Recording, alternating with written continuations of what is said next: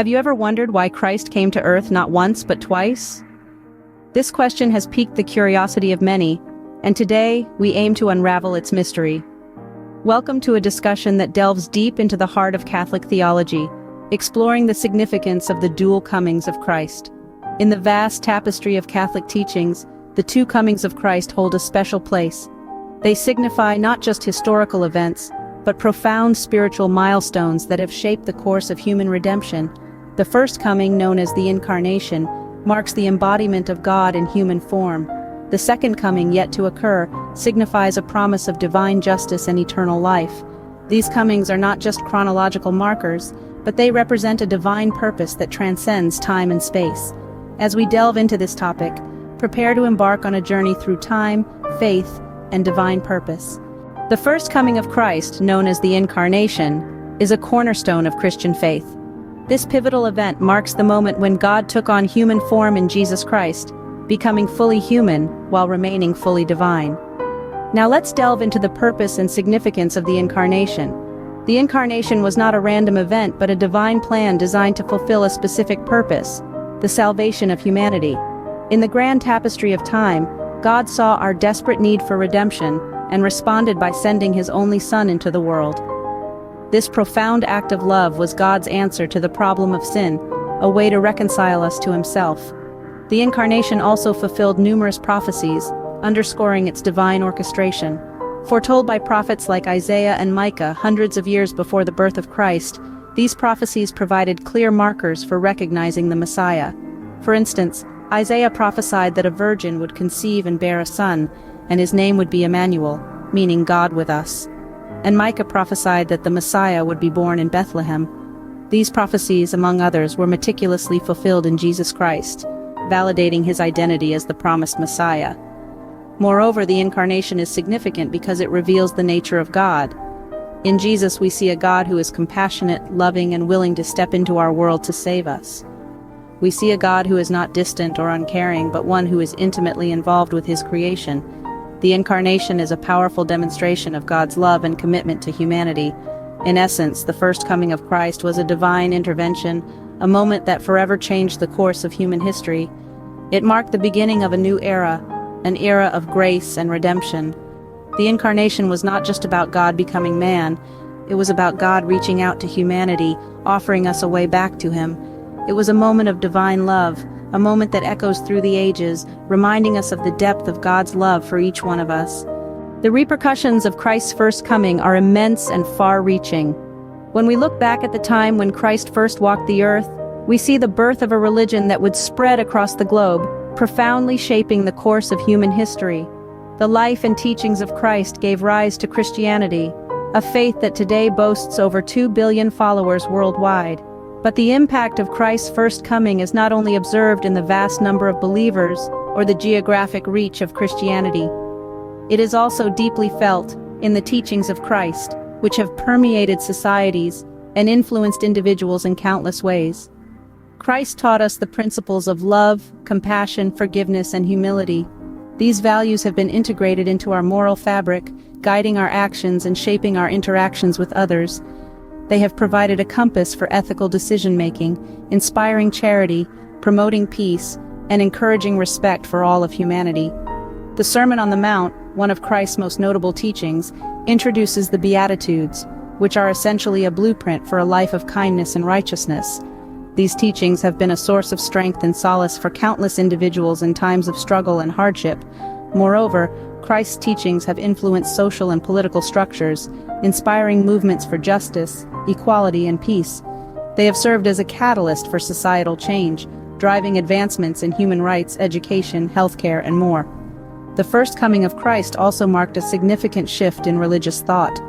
The concept of a personal relationship with God, introduced by Christ, was groundbreaking.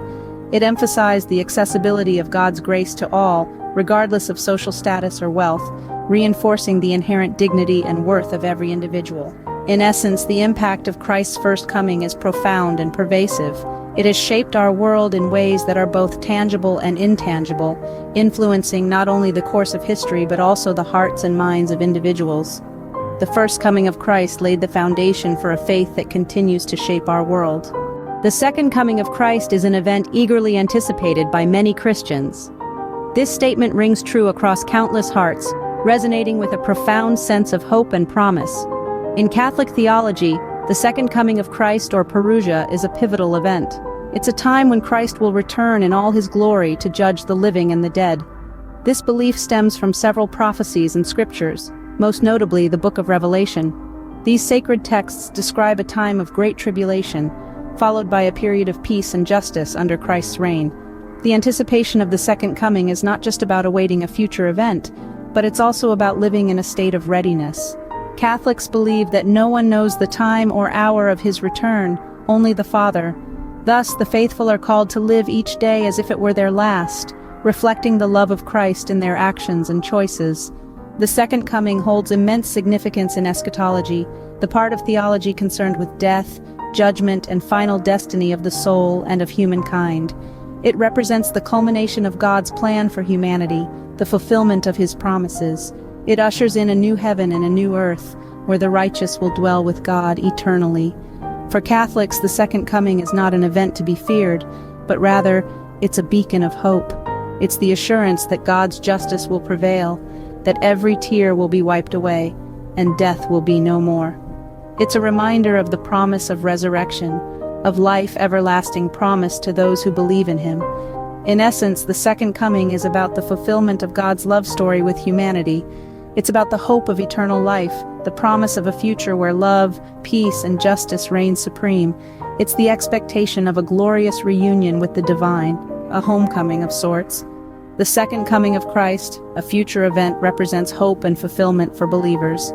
As we journey through our own lives, may this hope guide us, inspire us, and fill us with the courage to live out our faith authentically and passionately.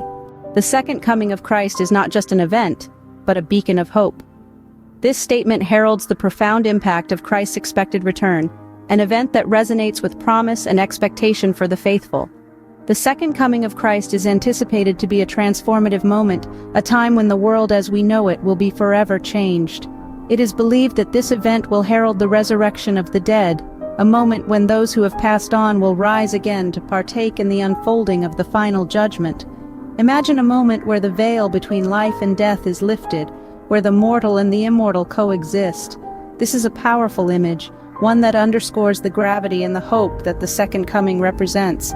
It's a time when the final judgment will take place, where each individual will face their actions, their choices, and their faith. But what does this mean for us, living in the present, waiting for this event? It emphasizes the role of faith and preparedness.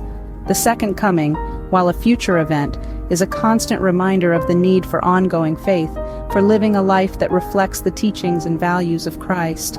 Preparedness is not just about waiting passively, it's about active engagement with our faith. It's about living each day with kindness, compassion, and love. It's about making choices that reflect our beliefs, and striving to live a life that is in harmony with the teachings of Christ. The second coming serves as a beacon, guiding us on our spiritual journey. It's a reminder of the promise of resurrection, of judgment, and of the eternal life that awaits. But it's also a call to action, a reminder to live our lives with purpose, with faith, and with love.